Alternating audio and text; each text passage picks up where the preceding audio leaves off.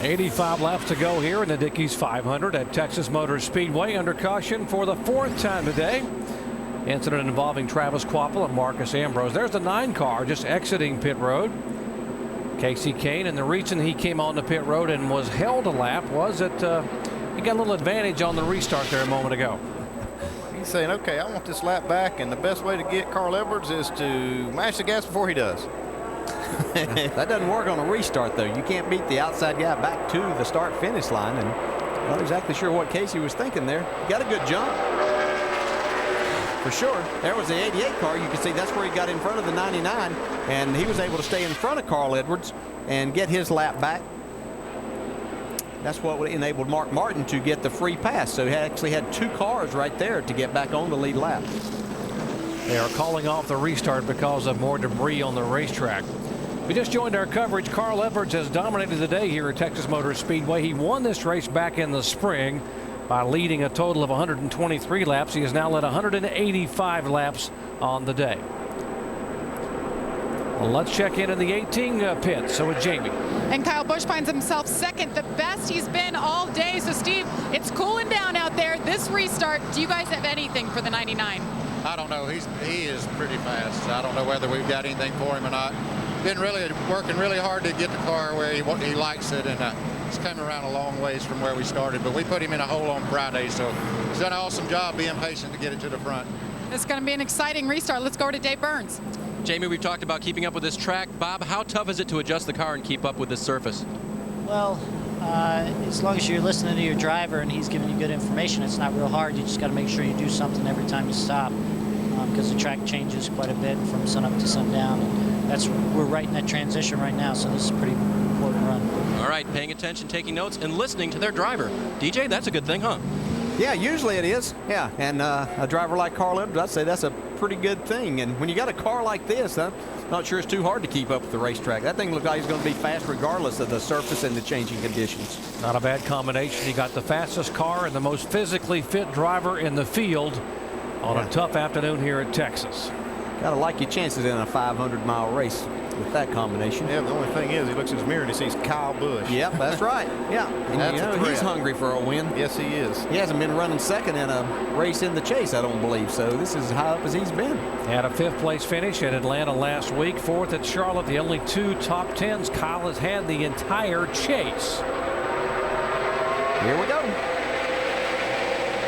Jeff Gordon down there, he's got ideas. He saw those other guys. We've seen cars all day long be able to pass Carl Edwards on these restarts, at least down to turn 1. I think Carl's tired of that. Yeah, I think he is too. He races Gordon hard off turn 2.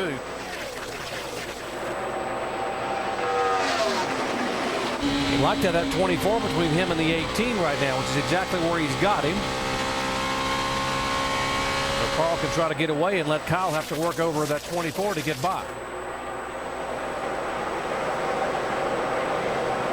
McMurray working his way back through the field. There's Biffle behind him, the 44 of Rudeman. There's a 44, 26, and 16 are 3rd, 4th, and 5th. Well, we've seen all day that the 44 hasn't been the greatest on these restarts. It takes him usually about 10 or 12 laps to get going. He's trying to hold these guys off so he doesn't fall too far behind and have to pass them during that next time. But Jamie McMurray going to the outside. He's wanting to move forward and take that 3rd spot away. Jimmy Johnson in the 48 car. Johnson being shown back in 20th position. He is a lap down. He is the 5th car a lap down. Trying to move in on the 6th car, which is a lead lap car of David Reagan.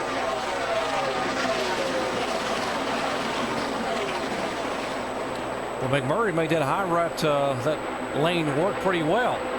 See if Biffle follows him up there. No, now the 44 of Rudeman goes up there a little bit. Good racing here. Jimmy Johnson, he wants to be as aggressive as he can be, but then he has to not take too many chances. He knows this is the one thing that getting himself in a bad position here that could be a problem for him. As we see David Reagan moving forward. He just took over that 7th spot from Clint Boyer. Yeah, if you're Jimmy Johnson, 20th is not a great day, but with still 43 cars on the racetrack, 43rd would be a worse day. You cannot afford to get impatient and make a mistake. Yeah, great point. Everybody's still out here running, even though we have some guys, Joe Nemechek's in 43rd, 5 laps down. But if you have a problem here, you could be a lot more down than that. So Jimmy has to, be aggressive, but has to be a little bit patient at the same time. Yeah, that's amazing in this deep into this race.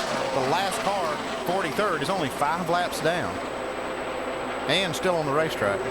That makes it a very dangerous situation for Jimmy Johnson. He's got to be careful not to make a mistake. These cars behind Jimmy Johnson, the 07 and 29, are battling for position. That is 8th and 9th as you look at our direct TV onboard telemetry for Jimmy. We saw going into turn 1 there with his RPMs. Earlier when he was struggling, he wasn't getting to 9,000 RPMs, and we saw about 9,200 there. So that just shows you how his car's gotten better and things have picked up too as the track has cooled down. You still hear him pedaling that throttle though coming off the corner.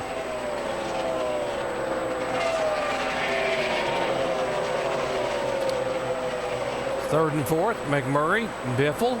Trying to move. Whoa, Tony Jimmy Stewart goes way up across the racetrack. Stewart had a handful right there. Yeah, it looked like that car bottomed out. It might have hit the splitter, and that's what sent Tony up. That track's a little bit rough down the bottom in turns 1 and 2. You catch that wrong just a little bit, then it bottoms that splitter, and you actually lose the front end of the car. Tony is one of the cars a lap down. He is actually the second car a lap down in 17th position. Jeff Gordon is in front of him in 16th a lap down.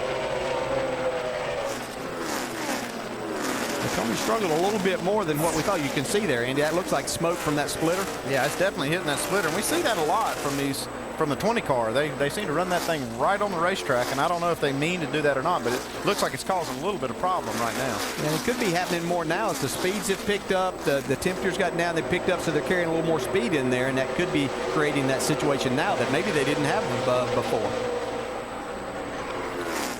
Carl Edwards moving by, in the points differential, if you just joined our coverage between Carl and the lap car now of points leader Jimmy Johnson, is 91 points. And yes, Carl has led the most laps today. He will get the 10 bonus points for leading the most laps.